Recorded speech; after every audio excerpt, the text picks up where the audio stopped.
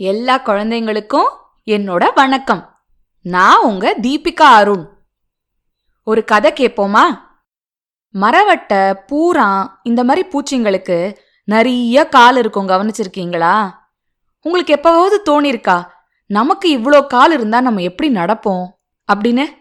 இவ்ளோ கால் இருக்கிற பூச்சிங்க எப்படி ஒருங்கிணைச்சு நடக்குதுங்கன்னு நீங்க யோசிச்சிருக்கீங்களா? இல்லையா? அடுத்த முறை இந்த மாதிரி பல கால்கள் இருக்கிற ஏதாவது ஒரு பூச்சியை பார்க்கும்போது கிட்ட போய் பாருங்க, அதுங்க எப்படி நடக்குதுன்னு. இன்னைக்கு நம்ம அந்த மாதிரி ஒரு பூச்சியை பத்தின கதையை தான் பார்க்க போறோம். தயாரா இருக்கீங்களா கதை கேட்க? அடி எடுத்து வைக்க சிறந்த கால். நடப்பழக உகந்த நாள் என்று எண்ணினார் திருவாளர் பூரான். என்னோட 42 கால்களையும் சீராவும் உறுதியாவும் வச்சுக்க இதை விட சிறந்த வழி வேறென்ன இருக்கு என்று சிந்தித்தார். தனது ஒவ்வொரு காலிலும் ஒரு தரமான அழகான பளிச்சிடும் காலணியை அணிந்து கொண்டார். மொத்தம் 21 ஜோடி காலணிகள் அவரது 42 கால்களுக்காக. வீட்டின் வெளியே அவர் முதலில் சந்தித்தது அம்மணி ஊசித்தட்டான் தும்பியை. ஆஹா, எவ்வளவு பெரிய காலணிகளை அணிஞ்சிருக்கீங்க என்று அவள் ஆச்சரியப்பட்டாள். அது சரி, நீங்க நடக்கிறதுக்கு முதல்ல எந்த காலை எடுத்து வைப்பீங்க என்று கேட்டாள். ஏன் இந்த காலத்தான் என்று 2ஆம் காலை தூக்கினார் திருவாளர் பூரான். இல்லையே, இரு இந்த கால என்று 4ஆம் காலை தூக்கினார் திருவாளர் பூரான். எவ்வளோ அழகான காலணிங்க என்று வியந்தார் அங்கு வந்த வண்டு மாமா. சொல்லுங்க பூரான் ஐயா, நீங்க நடப்பதற்கு முதல்ல எந்த காலம் முன்ன வைப்பீங்க என்று கேட்டார்.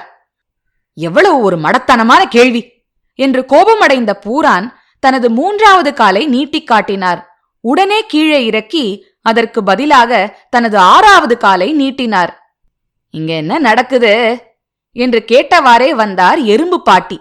ஷ், பாவம், மிகவும் குழம்பி போயிருக்காரு நம்ம பூரான் ஐயா என்று அம்மணி ஊசித்தட்டான் அவரிடம் ரகசியமாக சொன்னாள். பின், இவ்வளவு நேரமாகியும் எவ்வளவோ காலணிங்க இருந்தும் அவரால ஒரு அடி கூட எடுத்து வைக்க முடியல என்றாள். அப்படியா என்று பெருமூச்சு விட்ட எறும்பு பாட்டி, பூரானே, நீங்க நடக்க முயலும் போது எந்த காலை முதல்ல எடுத்து வைப்பீங்க என்று கேட்டார். நான் பொதுவாக இந்த காலத்தான் வைப்பேன் என்று தனது 4ஆவது காலை காட்டினார் திருவாளர் பூரான். உடனே மீண்டும் இல்லை இதுதான் என்று தன் 8ஆவது காலை தூக்கி காட்டினார். பின்னர் இல்லை இவற்றில் எதுவும் இல்லை, ஓ இல்லை, இவற்றில் ஏதாவது ஒன்று, ஓ இல்லை, எனக்கு நான் என்ன சொல்ல வந்தேன் என்றே மறந்துவிட்டது என்றார். ஓடுங்க விரைந்தோடுங்க என்று ஒரு குரல் எச்சரித்தது. யாரது என்று வண்டார் உரத்த குரலில் கேட்டார். நான் தான் குச்சிப்பூச்சி.